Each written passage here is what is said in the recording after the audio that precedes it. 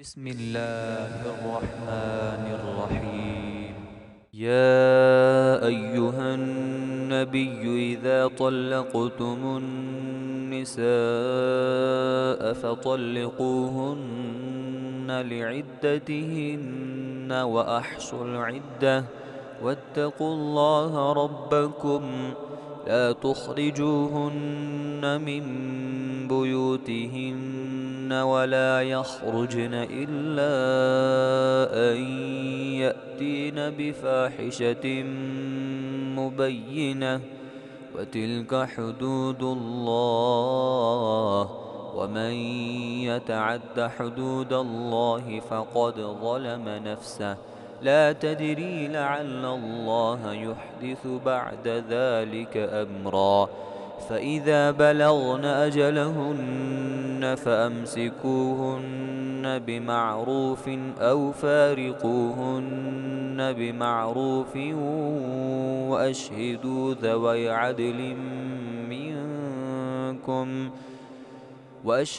ذوي عدل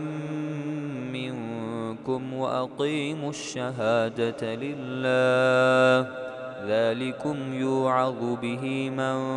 كان يؤمن بالله واليوم الآخر ومن يتق الله يجعل له مخرجا ويرزقه من حيث لا يحتسب ومن يتوكل على الله فهو حسبه إن الله بالغ أمره قد جعل الله لكل شيء قدرا واللائي يئسن من المحيض من نسائكم إن ارتبتم فعدتهن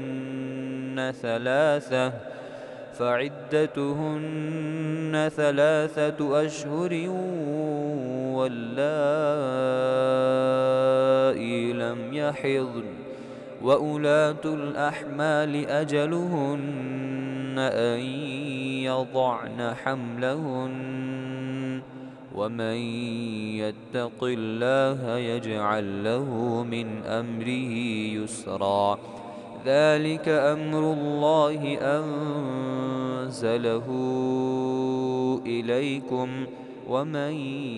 يتق الله يكفر عنه سيئاته ويعظم له أجرا أسكنوهن من حيث سكنتم من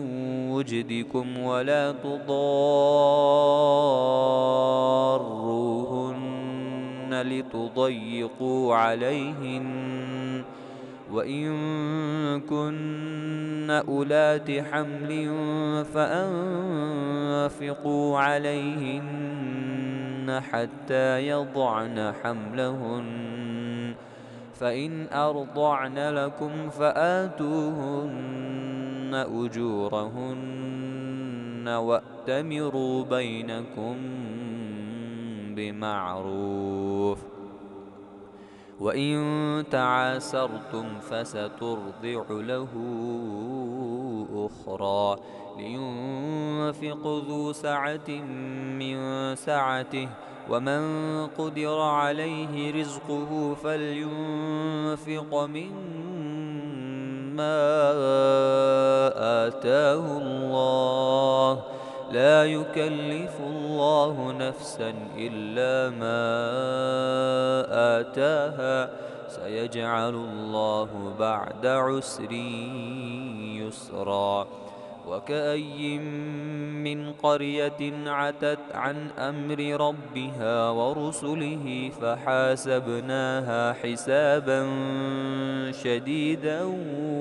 وعذبناها عذابا نكرا فذاقت وبال أمرها وكان عاقبة أمرها خسرا أعد الله لهم عذابا شديدا فاتقوا الله يا أولي الألباب الذين آمنوا قد أنزل الله إليكم ذكرا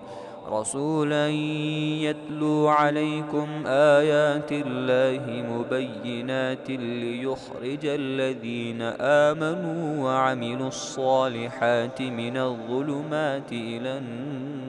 النور ومن يؤمن بالله ويعمل صالحا يدخله جنات تجري من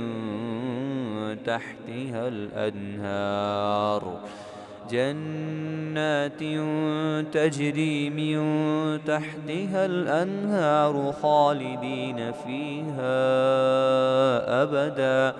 قد أحسن الله له رزقا الله الذي خلق 7 سماوات ومن الأرض مثلهن يتنزل الأمر بينهن لتعلموا أن الله على كل شيء قدير وأن الله قد أحاط بكل شيء علما.